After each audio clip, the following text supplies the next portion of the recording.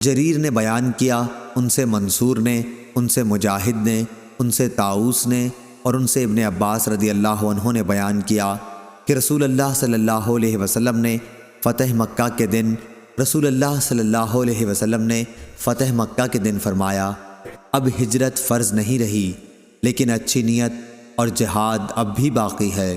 اس لیے جب تمہیں جہاد کے لیے بلایا جائے تو تیار ہو جانا۔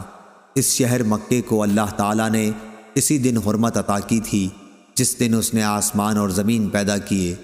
اس لیے یہ اللہ کی مقرر کی ہوئی حرمت کی وجہ سے محترم ہے۔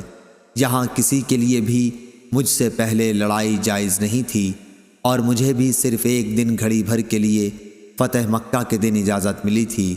اب ہمیشہ یہ شہر اللہ کی قائم کی ہوئی حرمت کی وجہ سے قیامت تک کے لیے حرمت والا ہے، پس اس کا کانٹا کاٹا جائے، نہ اس کے شکار ہانکے جائیں،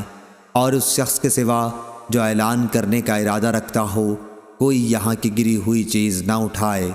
اور نہ یہاں کی گھاس اکھاڑی جائے۔ عباس رضی اللہ عنہ نے کہا، یا رسول اللہ صلی اللہ علیہ وسلم، اذخر